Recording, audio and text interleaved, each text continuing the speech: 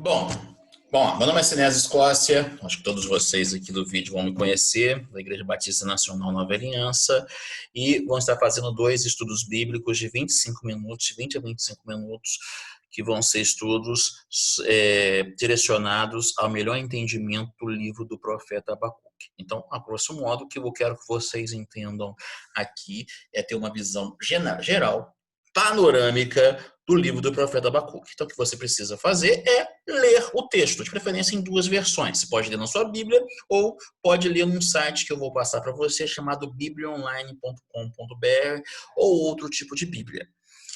O tema desse estudo é do desespero ao cântico de gratidão, uma visão do viver pela fé.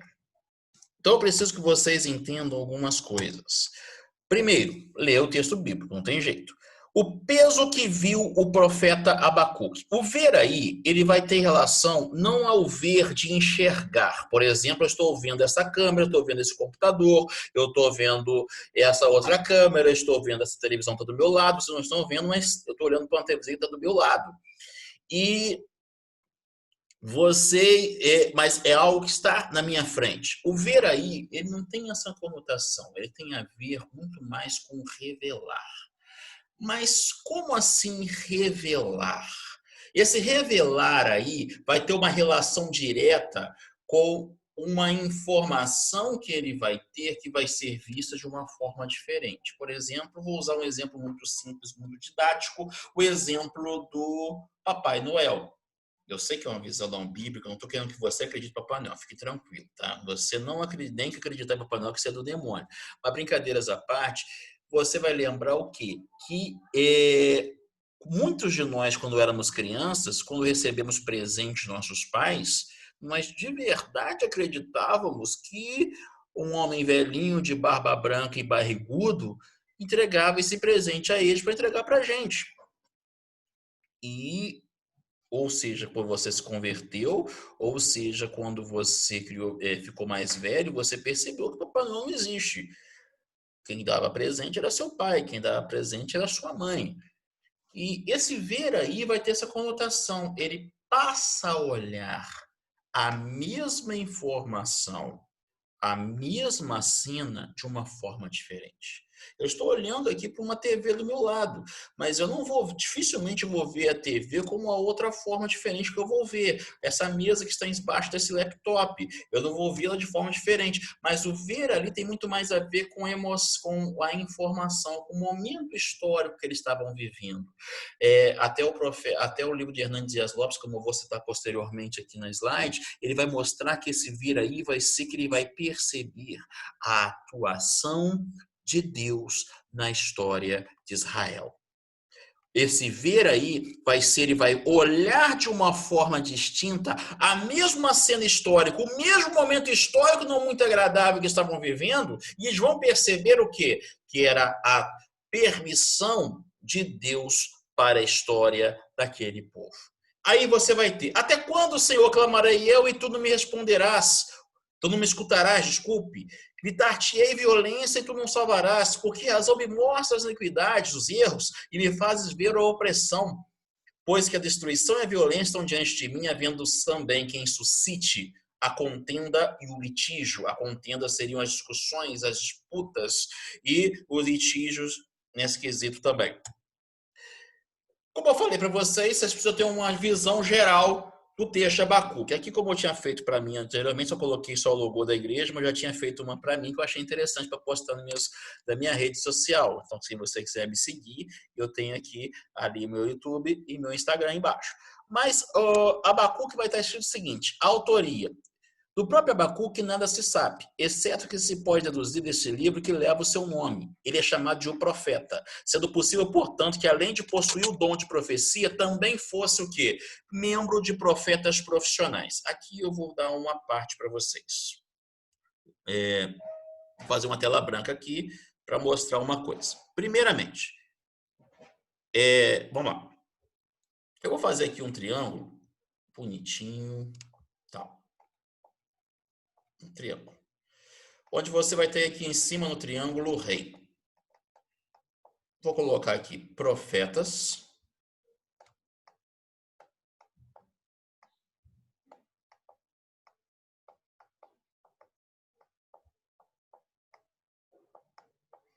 e sacerdote.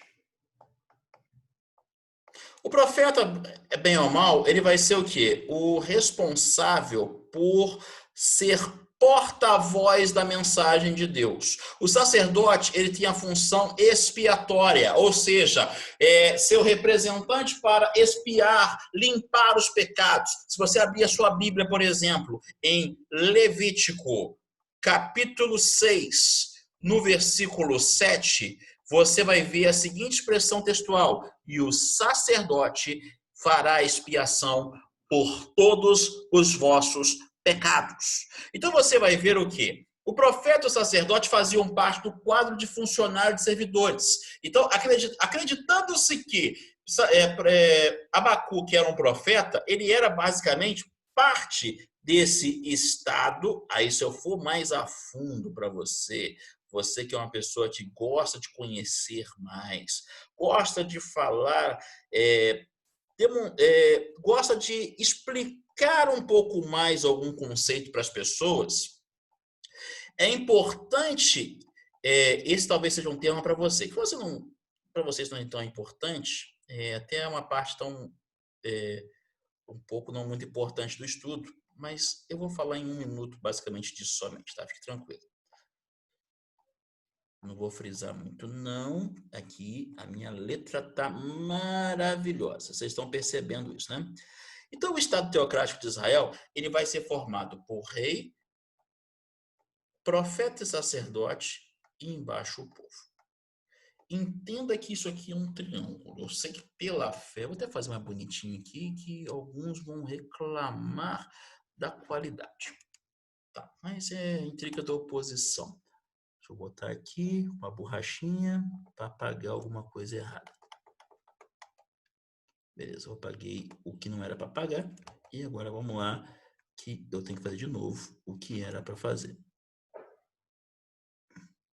Beleza. Rei, profeta, sacerdote e povo. Isso é o Estado teocrático de Israel. Então você vai ter o seguinte. Voltando aqui, você vai ter que... do profeta mesmo, você não sabe muita coisa. Só sabe que você deduz, infere-se que vai se tratar desse próprio profeta, do caso. Vai ser que vai deduzir que o nome se refere a uma pessoa com esse nome. Ele é chamado de profeta, sendo possível, portanto, que se possa deduzir, ou seja, se ele for profeta de verdade, ele era parte do Estado teocrático de Israel, ou seja, ele era um servidor público. É importante nós entendermos algumas coisas aqui. Teocracia é vista na história como uma coisa ruim. Por quê? Como eu falei para vocês, em cima vai estar o rei. Então, você vai ter o seguinte, vou até fazer de novo aqui, né? Porque como eu fiz ali, o problema daqui é que ele apaga, né? Só para você entender, em cima aqui vai estar o rei. Vou botar só a letra R para você entender. P, R e P. Ou seja, enquanto o profeta aqui, ele é porta-voz da mensagem de Deus, vai acontecer se ele for um homem de Deus, que fale palavras de Deus. Isso aqui já é importante para você. Agora, imagine como um profeta, ele passa a dar aval divino a uma situação de opressão social. Ele passa a justificar pela Bíblia o que o líder faz. Todos os erros e desmandos do líder passam a ser justificados pelo profeta. Isso não é indireta para qualquer líder do passado, do presente ou do futuro. Isso é texto bíblico. E isso vai acontecer de forma clara e específica no profeta Miqueias. Seu nome, a grosso modo, ele deriva de uma palavra hebraica que significa abraçar, aquilo que você está morrendo de vontade de fazer pós-Covid, mas você não pode, porque o abraço dá uma ideia de intimidade, e a intimidade também mostra quando você é apresentada como quem tem dúvida, essa atividade que é apresentada no momento específico pelo profeta. A data se acredita que foi entre 650 a.C. e 605 a.C. O reino, na verdade, ele estava dividido. O que é importante você saber aqui? Que você tem o reino do sul e o reino do norte. Então, qual a informação que eu quero que você saiba aqui? o Reino do Sul, sul é embaixo, e o Reino do Norte, o norte é em cima. Então, primeira informação, a informação básico do básico do básico. O que eu tenho que saber daqui desse estudo? O reino está dividido em quê? No Reino do Sul, que é Judá, e o Reino do Norte, que é Israel. Isso você precisa saber. Você vai ter aqui a relação do crescente fértil, especificamente as disputas aqui presentes.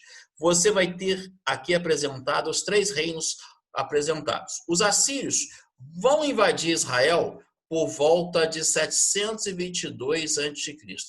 Eu sei que é chato falar de história, também sou professor de história, mas saber um pouco de datas é interessante para vocês. Então, 622 a.C., os assírios conquistam os judeus, conquistam Israel, basicamente tratam ele de uma forma um pouco desumana, como vamos ver pela história. Em 612 a.C., que eu sei que você viu essa bolinha aqui como bonitinha, e vamos que vamos, tá? Você tem que os babilônios conquistam a Síria por tabela os judeus. E em 605 a.C., vamos ter que o Egito tenta conquistar a Babilônia, mas se dá mal. Ou seja, a Babilônia, a partir de 605 a.C., ou seja, a partir do ano 605 a.C.,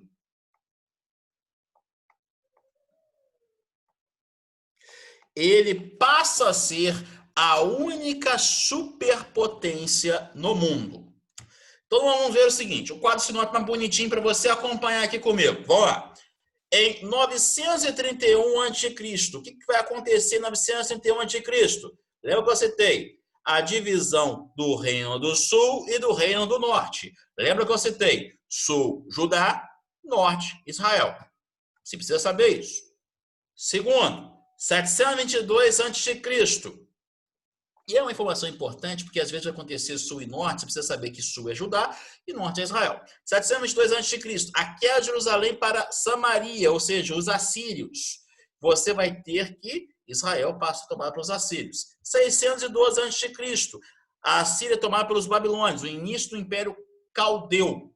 Essa talvez seja uma informação que, por ironia, parece difícil de associar, mas é importante você entender.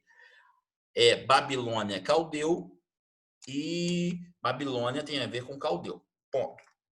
Em 605 a.C., o Egito, a outra superpotência da época, tentou conquistar a Babilônia e se deu mal. Esse é o quadro sinótico simplificado de introdução ao livro de Abacuque, que eu criei somente para você visualizar aí.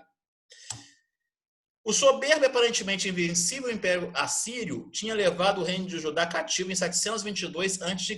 e tinha esmagado com crueldade desumana todas as nações da região chamada de Crescente Fértil. Crescente Fértil é essa região aqui, verdinha no mapa. E acabaram sendo derrotadas pelos caldeus. Lembra que eu falei para vocês? Isso aqui é importante você saber. Quem são os caldeus? Caldeus é o nome bonito que se dá a Babilônia. Aqui, vou botar até um tracinho para você entender. Babilônia.